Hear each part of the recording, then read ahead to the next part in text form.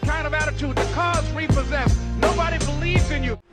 هلا والله بالشباب، شلونكم؟ ان شاء الله طيبين، ورجعنا لكم فيديو جديد. والله يا شباب مشتاق لكم هواي هواي هواي. واول شي شكرا من كل قلبي. انا جدا اشكركم على ال400 مشترك اللي وصلتوني اياها يا شباب. شكرا على 400 اخ واخت بالقناة، اشكركم من كل قلبي.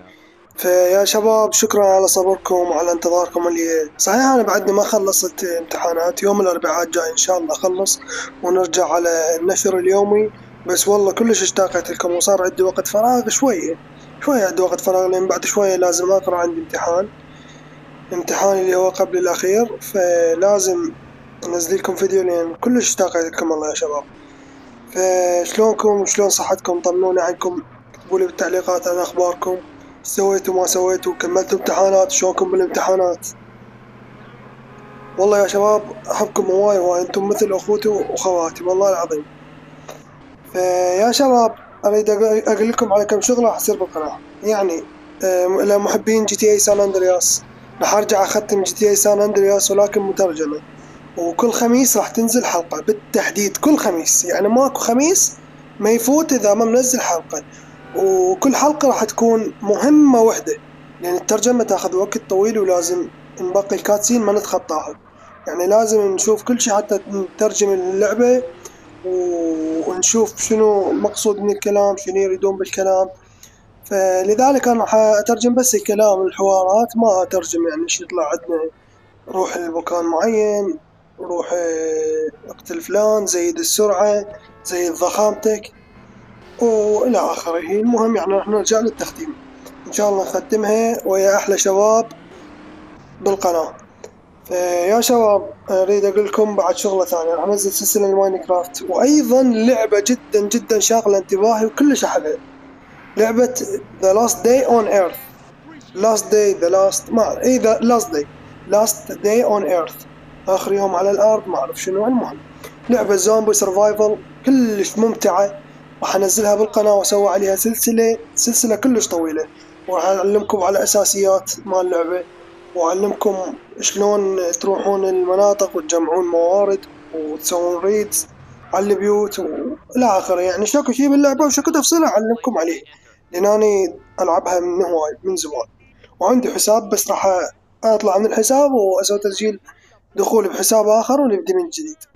وكل شيء اصور وياكم ما عدا التجميع اصور وياكم اعلمكم شلون تجمعون، بس بعدها خلف الكواليس اجمع خشب وموارد حتى نجهز للحلقة القادمة اذا نصور على اللعبة.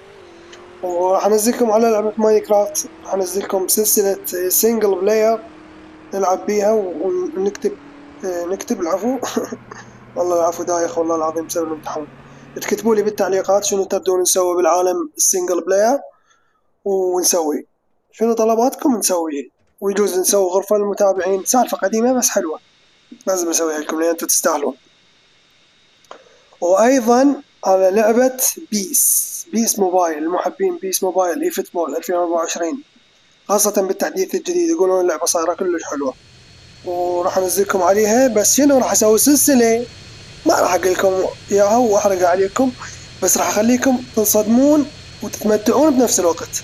سلسلة كلش حلوة جت على بالي، ما ادري ايش جت فكرة ببالي، ما اعتقد اذا احد مسويها قبل، بس ما ادري يا شباب. المهم ان شاء الله اسويها وتعجبكم. ايضا راح انزلكم على لعبة فارلايت، لعبة فارلايت ننزلكم عليها، وهي اللعبة كلش حلوة، كنا نحبها وكنا نعرفها، لعبة طاقم جديد، ويقولون انه بالتحديث الجديد شالوا الجيت باك. طبعا انا اكره الجيت باك، اول ما نزلتها تمنيت يشيلوها، بس بعد ما احترفته يعني انقهرت لما شالوها والله العظيم. ولما تعلمت الجيت باك وعرفت شنو فوائده انقهرت كلش، والله انقهرت كلش لين شالوه. يلا على كل ان شاء الله نتأقلم ويا التحديث الجديد، ولحد الان انا ما اعرف كل شيء عن التحديث الجديد.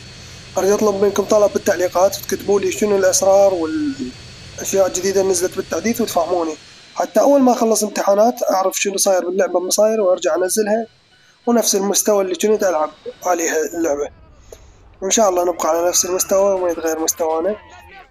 وبعد شنو عندنا؟ الله ينعلك الشيطان. شو عندنا بعد؟ ايش عندنا؟ اتذكر شنو اللعبة بعد انزل لكم؟ كول اوف ديوتي ايضا. كول اوف ديوتي لان الناس تحب كول اوف ديوتي وايد، وانا صار لي وايد مفاتحها. والله انا اسف جدا على الامتحانات، انا كتبت لكم قبل لا اروح امتحن او تبدي الامتحانات، قبل تبدي الامتحانات باسبوع او 4 ايام اعتقد نزلت فيديو توضيحي انه انا ما راح اقطع عليكم ولا راح اسحب على القناة، بس مجرد انه اخلص امتحانات وارجع للنشر اليوم.